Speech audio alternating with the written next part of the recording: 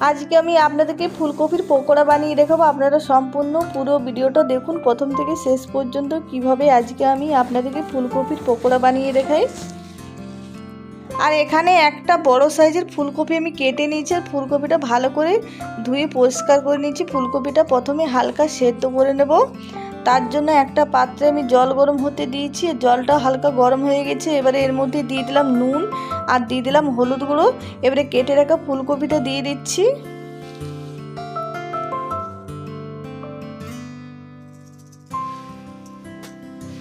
আর দেখুন ফুলকপিটা দেখে নেবো এবারে সেদ্ধ হয়েছে কিনা। হালকা সেদ্ধ হয়েছে, খুব বেশি সেদ্ধ করার দরকার নেই, একটু সেদ্ধ করবেন তবে ভালো হবে। আর এবার একটা ফুটো জালিতে ফুলকপিটা ঢেলে দিলাম আর জলটা ভালো করে ঝরিয়ে নেব। আর পকোড়া বানানোর জন্য একটা পাত্রে আমি নিয়ে নিচ্ছি এখানে বেসন। আমি 3 চামচ মতো বেসন নিয়ে নিলাম।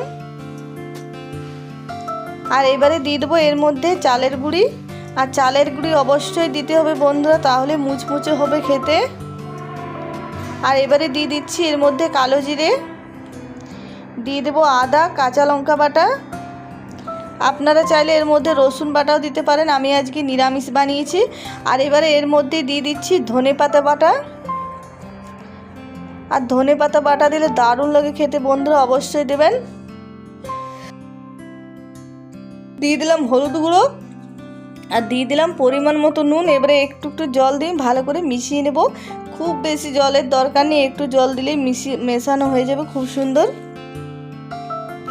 আর দেখুন ব্যাটারটা এরকম রেখেছি।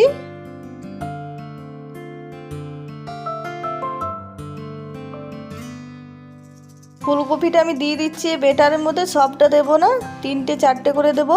আর ভালো করে ব্যাটারের মধ্যে ফুলকপিটা মিশিয়ে নেব।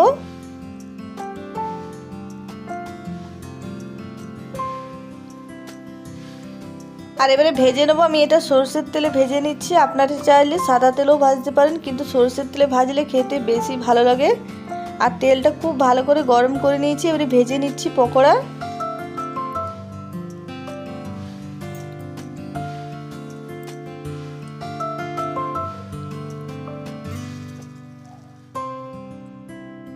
এবারে পকোড়াটা উল্টে দিচ্ছি, এক সাইডটা ভাজা হয়ে গেছে খুব সুন্দর।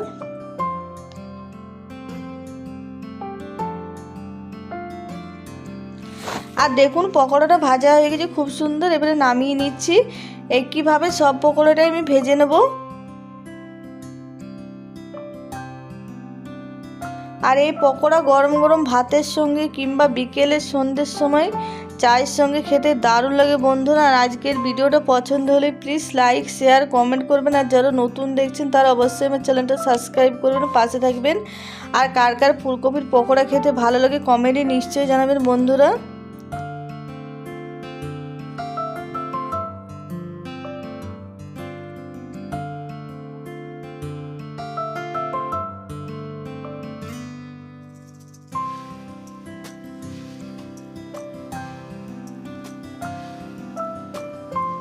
আর একে একে দেখুন সব পকোড়া আমার ভাজা হয়ে গেল। আর কমেন্টে নিশ্চয়ই জানাবেন বন্ধুরা কেমন হয়েছে কেমন না আজকের রেসিপি। আর শীত থাকতে থাকতে আপনারাও একবার হলো এই ফুলকপির পকোড়া বানিয়ে খাবেন।